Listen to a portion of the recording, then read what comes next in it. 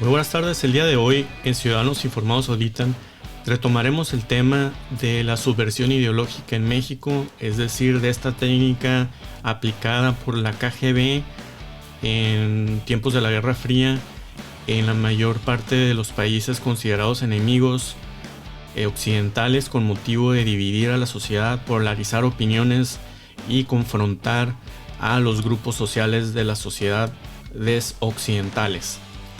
¿Por qué retomamos estos temas? Pues porque en tiempos recientes hemos estado viendo, no solo a nivel nacional, en la política nacional, sino en la política local de Mexicali y Baja California, el modus operandi de divide y vencerás, que consiste en tratar de avivar la llama del resentimiento de la población por el tema de la conquista, es decir, avivando la flama del revisionismo histórico con el último fin de polarizar la opinión pública y sociedad, avivando las llamas heridas del pasado, una técnica que, como ya comentamos, de división tan vieja como el manual operativo de la KGB, el Political Playbook, que fue altamente explotada por Donald Trump en los llamados estados sureños, confrontándolos con su historia respecto al esclavacionismo y explotación de la población de color por parte de la blanca, ¿no? Es la técnica que se podría conocer en su momento como estar echando limón en las heridas, en las llagas, después de años, de siglos, para causar estupor político y revivir la herida de un país que ya pretende estar sanada, ¿no? Con fines políticos es buscar un enemigo del pasado, es decir, un fantasma en sus descendientes actuales, es decir, con motivo de segregar y dividir a la población en buenos y malos. Así es como estamos viendo actualmente que el presidente AMLO acusa de soberbia a España por no atender su petición de ofrecer disculpas a los pueblos indígenas del país por los abusos cometidos durante la conquista y la colonia, es decir, por abusos cometidos hace siglos, hace cientos de años por los españoles. Quieren que los actuales españoles, los cuales la población ni siquiera está conformada de la misma forma, migrantes que vienen de África, migrantes que vienen de Medio Oriente, que viven en España y que no tienen nada de por qué estarse disculpando por algo que fue realizado hace cientos de años en el país, ¿no? Pero ¿cuál es el último motivo real de esto? Pues es buscar y crear un enemigo falso, dividir en buenos y malos y crear un enemigo falso a la población mexicana, ¿no? Un resentimiento que ya no existe de verdad. Pero vemos esto, lo vimos, el divide y vencerás, lo clamaba Napoleón, de César, el emperador romano, y Maquiavelo. Consiste en la polarización de la sociedad, el encauzar el resurgimiento de la discusión política del revisionismo histórico, buscando avivar la flama del conflicto mexicano y resentimiento derivado de la conquista, similar al movimiento del derrumbamiento de estatuas confederadas en Estados Unidos, resurgimiento de la flama de la guerra civil, por ejemplo, en Estados Unidos, otra técnica de subversión ideológica de las masas empleadas por los aparatos de inteligencia con motivo de polarizar a la sociedad, dividirla y confrontarla con fines políticos de control de la población. Es decir, nos recuerda mucho, por ejemplo, los comentarios actuales del director de la CESPEN, que buscaba, por ejemplo, el cambio del nombre de la calle Colón a un nombre más patriota y nacionalista, es decir, buscando ponerle un nombre indígena, etcétera. La propuesta dice que no tiene que ver con las actividades de dependencia, que dirige y le hizo en horarios no laborales. Perfecto, ¿no? Ese nomás fue un posting que hizo.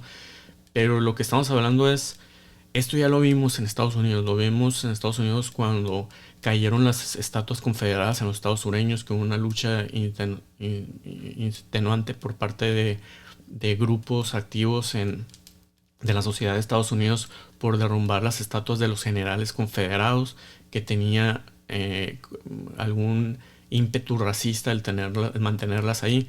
Más, sin embargo, en México, el que una calle se llame Cristóbal Colón de ninguna forma tiene un ímpetu racista. Básicamente, ha hecho en la historia de la CESPEN. El promedio de obra era de 40 millones de pesos. Esta administración vamos a cerrar este año nada más con... En primer lugar, ¿cuál es la intención del cambio de la avenida Colón?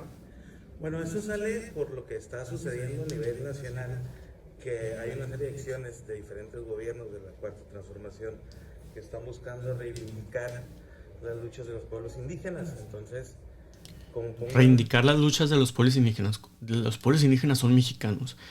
La avenida Cristóbal Colón Es una avenida que tiene nombre simplemente de la persona que descubrió América accidentalmente y no tiene ninguna connotación en contra de la población indígena.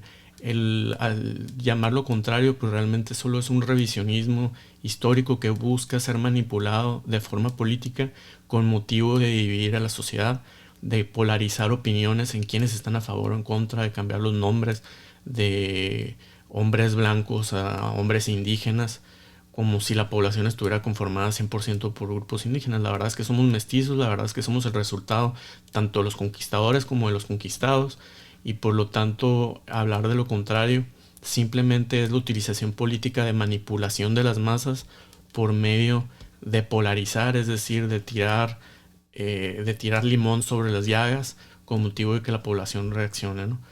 Lo vemos de otra forma, esta subversión ideológica, con esta noticia del lenguaje inclusivo, en el que Marcela Vaquera, del Frente Nacional por la Familia, se declara del Frente Nacional por la Familia, se declara en contra del lenguaje inclusivo. De un grupo pro vida se declara en contra del lenguaje inclusivo en Mexicali, en Baja California. La gran pregunta es, ¿qué tiene que ver el lenguaje inclusivo con que seas pro vida? Pro vida es que seas contra el aborto. ¿Qué tiene que ver el lenguaje inclusivo? Ahí estamos hablando, no quiere decir, no lo dudo que esta sea la opinión de Marcela Vaquera, la cual conozco su familia, que es muy respetable su opinión, mas sin embargo yo no sé por qué los medios de comunicación le dan difusión a esta noticia. Habrá cientos de personas en Mexicali que están en contra del lenguaje inclusivo, no porque estén en contra de estén a favor de discriminación de grupos no binarios, etcétera, sino simplemente que ellos aducen que el lenguaje no tiene por qué ser cambiado por una población mínima de la población.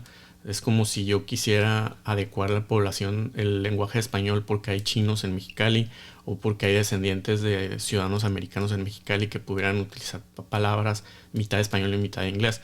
Lo cual eso no quiere decir que si haya una población considerable de mexicanos que tengan descendencia inglés, no estemos hablando de repente Spanglish, pero eso no quiere decir que vayas a hablar de forma Spanglish en un examen de la escuela.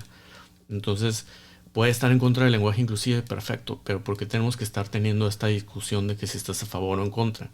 Realmente esto promueve lo que es la subversión ideológica, es decir, dividir y causar conflicto con motivo de radicalizar opiniones públicas, porque un activista, está haciendo la pregunta, ¿por qué un activista pro vida se pronuncia en contra del lenguaje de género? ¿Qué tiene que ver estar en contra del aborto con estar en contra del lenguaje inclusivo? Al menos que se busque solo polarizar opiniones mediante la intolerancia de la sociedad. Es decir, si algunas personas quieren utilizar el güey, pues que utilicen el güey, ¿no? O sea, por ejemplo, hey, güey, yo le digo, hey, güey, a veces a mujeres y a veces a hombres, y a veces a quien sea, o a veces personas de distinto género le digo, hey, güey. Y eso simplemente es lenguaje. El lenguaje que se ha visto como formal o informal es visto como un lenguaje informal. Entonces el lenguaje inclusivo para muchos es visto como un lenguaje informal. Por lo tanto no lo quieren ver dentro de una empresa, digamos, en un comunicado oficial de una empresa. Entonces esta es una discusión, pero que no tiene que ver que lo revolvamos con pro vida o con grupos pro familia, ¿no? O sea, que tiene que ver una cosa con otra. Veamos. A lo que nos referimos es que sigan manteniendo ese criterio objetivo de transmitir la verdad y que no caigan en lenguajes ideologizados como decir personas gestantes, todes, amigues, o sea, porque eso... Lenguajes ideologizantes, ideología. Es más, lo que hay de ideología aquí, volvemos a lo mismo, es subversión ideológica, que tiene que estar, porque estamos promoviendo el que una persona de pro vida o una persona pro familia, supuestamente, que tiene que ver familia, que tiene que ver pro vida, con que un uso de utilización del lenguaje por parte de algún grupo minoritario de la población o adoptado por otros miembros de la población, que tendríamos, por ejemplo, palabras spanglishes. ¿Por qué se va a pronunciar un grupo pro vida en contra del lenguaje del pochismo, por ejemplo, de usar palabras pochas, etcétera? No tiene nada que ver una cosa con otra. Sin embargo, es lo mismo que si viéramos que un grupo pro vida se declara en contra de los pochos, porque estarían acabando con la cultura mexicana del lenguaje y por lo tanto estarían fomentando lenguaje extranjero, imperialista, yanqui, etcétera, ¿no? O sea, entonces, ¿de qué estamos hablando? Estamos hablando, cuando se utiliza ese tipo de retóricas, estamos hablando de subversión ideológica, estamos hablando de dividir a la sociedad, y es una técnica adoptada por muchos con motivo de radicalizar los puntos de vista en la sociedad, en pro y en contra de opiniones a veces ridículas. Aquí lo volvemos a ver, por ejemplo, lo vimos cuando el comunicador de Canal 66, que supuestamente llevó una nota nacional criticado por sus expresiones sobre un tema controvertido como el aborto, en el cual decía que para que una mujer tuviera que abortar, tenía que pedirle permiso a un padre, ¿no? Bueno, veamos. En la generación de cristal.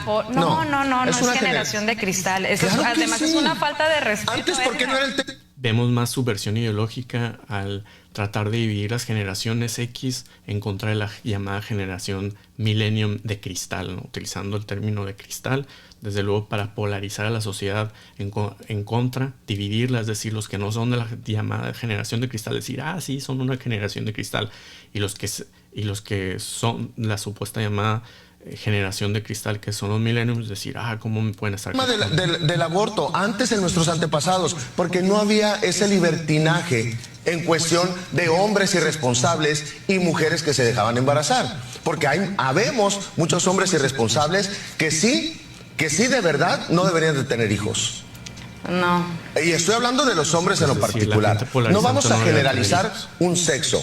Tenemos que ser universales en tomar decisiones de tal manera, porque también una mujer no puede abortar sin la autorización de un padre. Caray. Canijo, Edgar.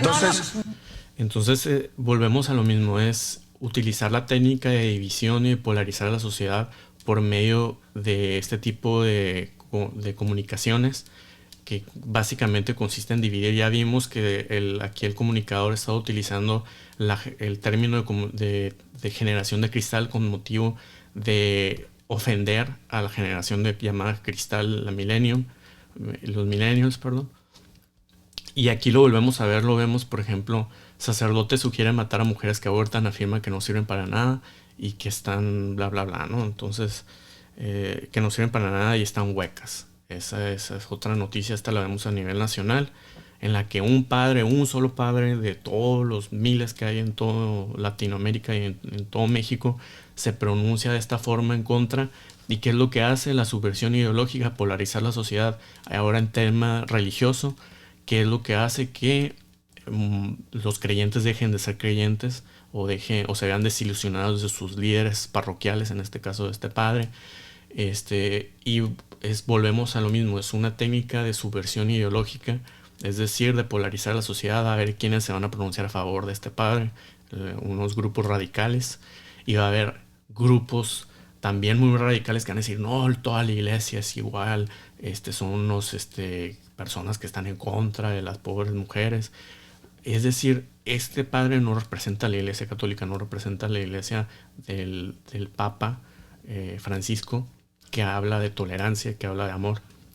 Simplemente es un hombre que está realizando una técnica, un comunicado al servicio, sabrá Dios de qué aparato de inteligencia o sabrá Dios de sirviendo qué intereses, de subversión ideológica, en este caso religiosa, que busca polarizar la opinión de creyentes con motivo de debilitar a la iglesia.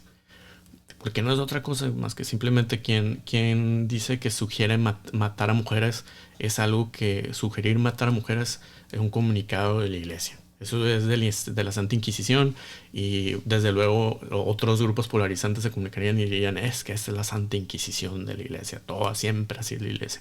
Y ahí volvemos a lo mismo, es simplemente una técnica de hacer que las opiniones se polaricen, que haya grupos que se confronten en pro y en contra de este tipo de temas. Y lo vemos muy activamente, todo esto lo vimos durante una semana simplemente en México. Estamos hablando de un padre hablando de matar mujeres, estamos hablando de un noticiero de los más vistos en la ciudad capital de Mexicali, Baja California, hablando en contra de la generación de cristal, el comentarista calificándola de débil a la generación de millennials, y hablando en contra, desde luego, del derecho de la mujer a elegir sin tener que ser otorgado este derecho o esta decisión otorgada por un padre católico. Es decir, va más su versión ideológica. Ningún padre católico se ha pronunciado de esta forma en Mexicali, más que ellos tienen que autorizar un aborto. Más sin embargo, este comunicador lo hace porque quién sabe qué intereses estará sirviendo con este tipo de comentarios que parecen supuestamente errores de comunicación, pero veamos que la comunicación, todo lo que sale en la televisión es claramente estudiado antes de realizarse, ¿no? Aquí tenemos una integrante de un grupo pro vida, pro familia, pro vida, hablando declarando en contra del lenguaje inclusivo. ¿Quién le da importancia al lenguaje inclusivo? Que es un lenguaje de minorías.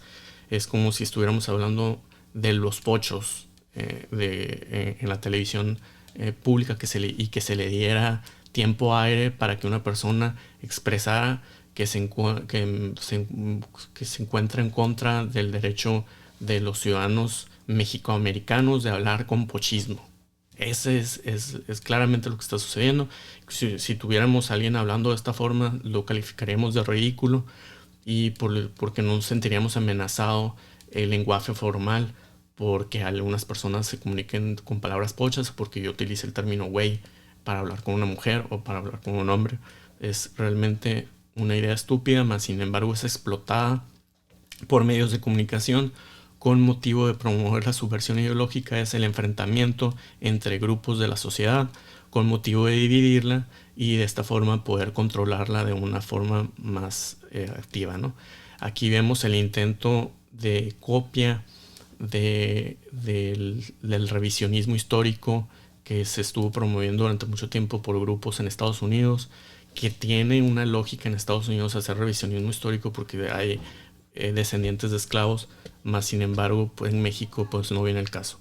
Para Ciudadanos Informados, auditan, mi nombre es Miguel Ángel González. Muchísimas gracias por estar el día de hoy con nosotros.